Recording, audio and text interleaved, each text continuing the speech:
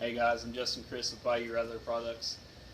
I wanted to show you a couple different things that we do with these sonar balls. I already made a video that showed you some of the basic applications that we do with them. A Texas rig, drop shot, Carolina rig, placing inside the belly of a frog, and them all work really great. I was going to show you a little bit more in-depth thing that you can. I usually do them at home. They're quick on the water applications that you can use them for. But if you like to tinker like I do, it really adds to your baits. One is actually with your frog. And the good thing about these are the rattles actually float.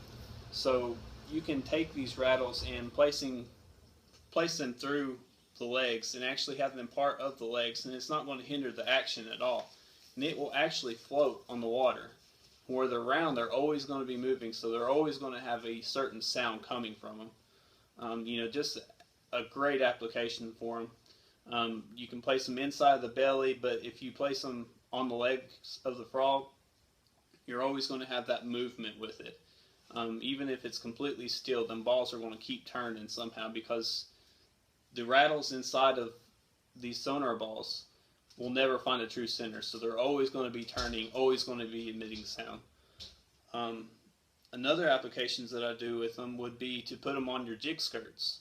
You can place them in front of your jig like I've done before, and you just kind of peg it in front of it, and it creates sound really good. But if some guys won't like that look, so something that you can do is just place them. I tie it to a piece of braid. I always keep a little box in my boat, but if you tie them to a piece of braid and then insert it up through the skirt, you actually have it part of your skirt, and every time that skirt's going to move, it's going to create that sound. And these sonar balls are going to float up, so your skirt's always going to be moving with the water current. You can do something, just as simple as, my little box that I keep in the boat. It's got a couple pieces of braid. I put some sonar balls on it. I have a little needle that I can push up through the skirt real quick. So I just take that, push it up through the skirt, and then I can tie the other end of it with the sonar balls on real quick. And it doesn't take long at all to change the action, change the sound of your bait, and it really makes it effective. Some of the different other applications that you can do with it, same principle with both the frog, the skirt. Throw it through the belly of a beaver. You've got that rattle, and almost looks like tentacles coming out. And not only does it affect the look, but it's also where it's going to float. It's always going to be making that sound. Just a really great application for these. We have several different colors, and you can match or mismatch any way that you want to kind of customize it yourself.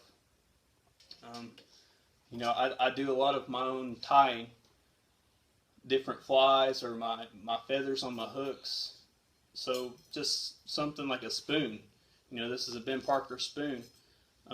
It doesn't have any place to have rattles on it. So if you place them sonar balls in with the feathers of your hook, you've automatically created something with some rattle in it, and it adds to the look of the spoon and the entire bait altogether.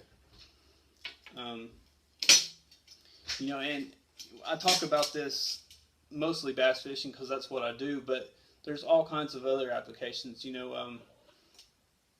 Hair jigs. Place that rattle in front of your weed guard. It's a little bit hard to see, but you can place that on the weed guard itself, glue it down a little bit, and you're always going to have that sound that's not going to hinder the action of the bait at all. Crappie jigs. You can place them inside with the braid and just tie it around them, or tie it to the feather itself like I've done here. And you've got a crappie jig with the sound. People use bobbers with the rattles in them, but that puts all your noise up away from your bait, and you don't need that. With these sonar balls, you can have your noise right where you need it. Spinnerbait wire.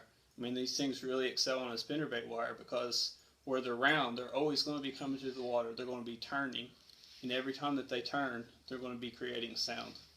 and it's just a really different, really good applications for some of these baits.